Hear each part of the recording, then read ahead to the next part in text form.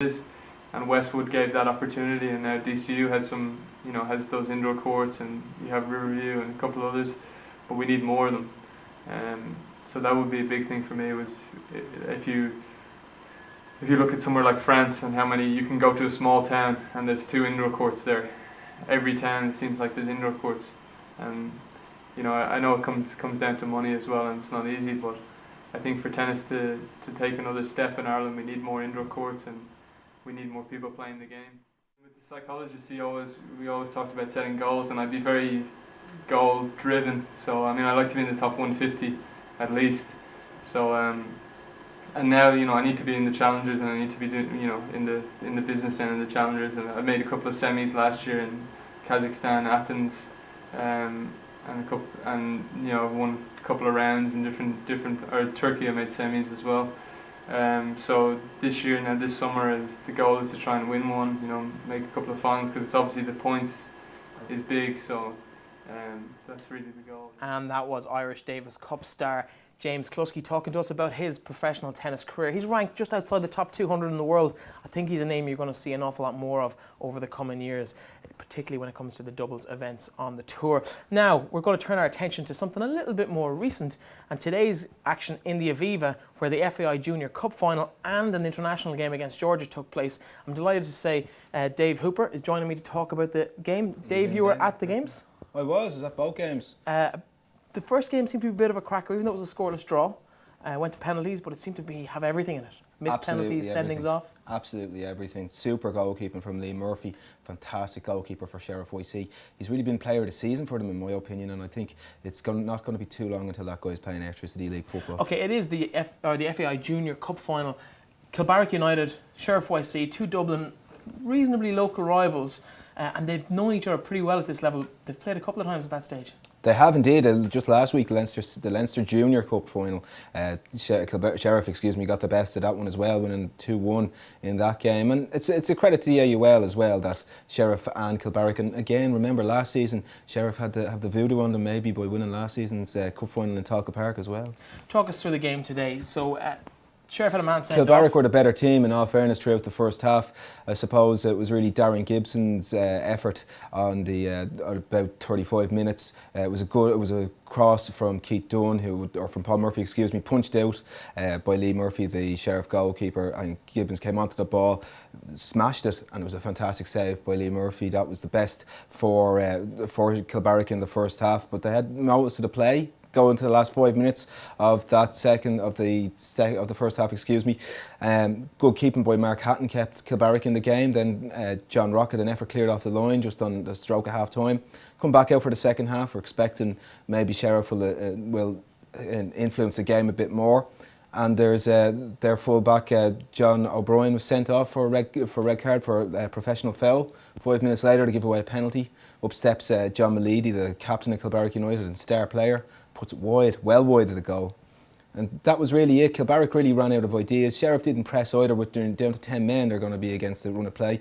Ended up going to extra time. You have to remember FAI Junior Cup is decided on the day for the entire competition. Yep, absolutely. Goes to extra time again.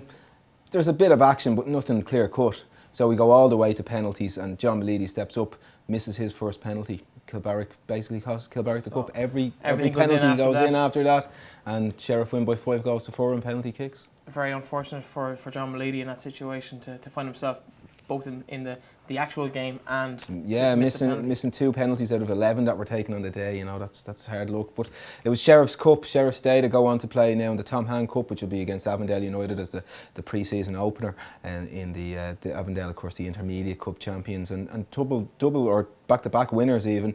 Previous time that was done, 2004, Fairview Rangers from Limerick. So not many clubs have won Junior Cup, never mind win back-to-back. Yeah, both those teams obviously also in part of the FAI Senior Cup, which started this weekend. Their games obviously put back till next week and August, interestingly enough. Yeah, I think the reason for that game being put back to August is just the way the season falls. You have to remember that it's end of season for the junior clubs. Yes. AUL is just coming to kind of an end, and Kilbarrack and Sheriff are in the mix for that one.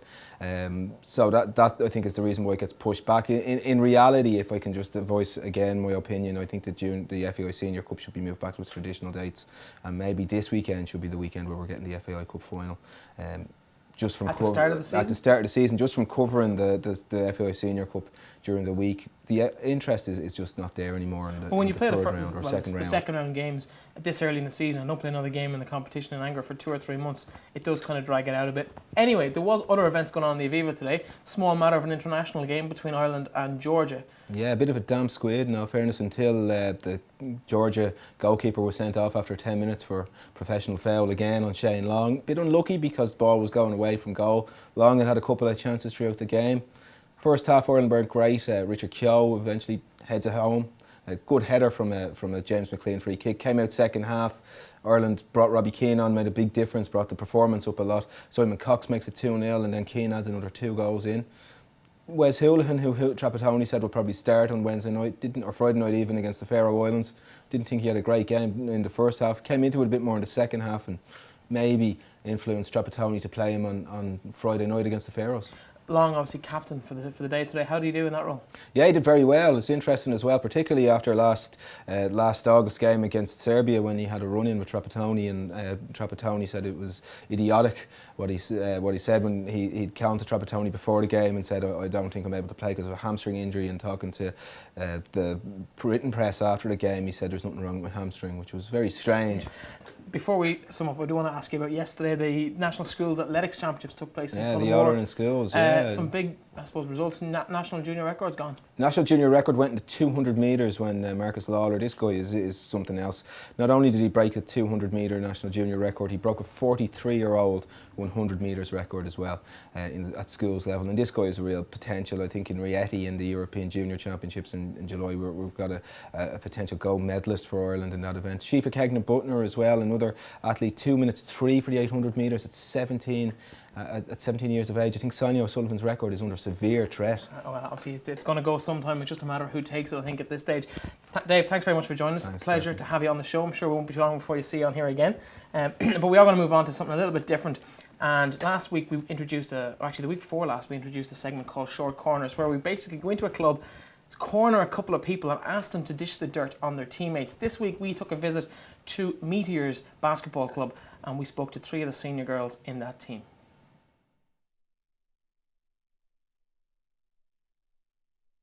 I think we're a pretty stylish team. Davey, maybe you. Actually, I think so. Just because you're in gear and I'm not in gear. Well, you just saw for work. I just dressed because there's a camera here. Yeah, actually. Yeah, Elaine probably. She forgot her kit. So. I have my boots on. Oh gosh, Susie Doyle. Awful. Susie and Beth. And dance moves to go with it. Yeah, they're like disco stew. Susie Doyle. Absolutely outrageous. And sings on the bus. Yeah, like to herself can't all the time. hasn't even got a tune. Like, awful. Oh, Has to be Elaine Caffrey. between Susie, yeah, I'm awful. Yeah. Like you have to tell her maybe an hour before, like to come if we're going on a night out. It's just because I work so hard. Do you know? Stop. No, it's Elaine Caffrey, definitely. Guilty. Emer Brown. Emer Brown in plank position. We love her, but yeah. Emer She'll admit it herself. Emer does a plank when she's lying on the ground chilling out. She's not fond of the trains. No, not really. Fiona. 100%. Yeah. Fiona, keep it legit meanie, we call her, because everything is so legit. She's like our mum, she looks after us for everything. She's great. She's mommy meanie. She is mommy meanie, definitely. Yeah. She's super. Yeah. Rebecca always has her playlist. Yeah, she's good. She's good one for the old Getting us pumped up for songs. the game. Yeah. Jade's, or no. Well, Katie is on. Katie. Katie. Yeah, Katie could ride. Yeah, Yeah, Give it to her. We'll she's give her down with that all the one. basketball people. Yeah. She's good like that. Indira. Yeah. Yeah, she's controversial enough. Yeah. You know. Everyone now has their moments, but We get pretty. It's very intense. On the court. If the ref's standing close to you and makes the call, makes the call that you disagree with. boys. No, I think girls is better to watch. Girls are more generous. The guys to show off. The technical game's a lot better with the girls, you know. Yeah, with the girls. I'd Don't rather. care, don't I care. always wish I was a boy. That'd be way better. You think? Yeah.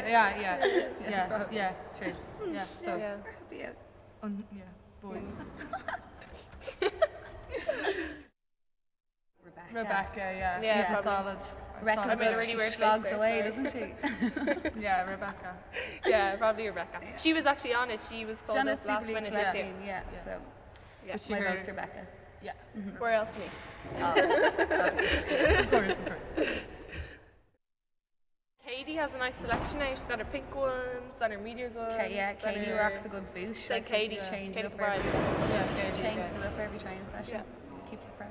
Long socks, the whole lot. Yeah. Yeah.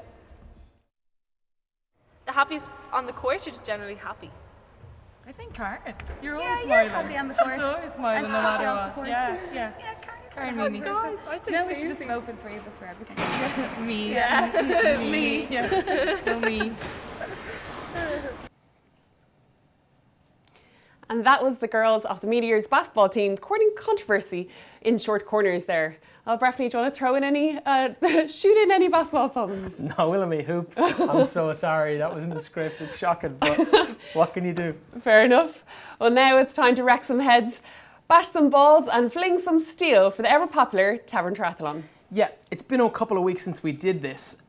Basically, the Tavern Triathlon is where we get a different sports star to do a different type of triathlon in a pub, hence the Tavern Triathlon. So we asked them to do darts, pool and a pub quiz. 3 very traditional pub activities that everyone has done in a pub at some stage. This week's guest is Niamh Connolly, who is a player with DLR Waves in the Women's National League in women's soccer. Here's how she got on.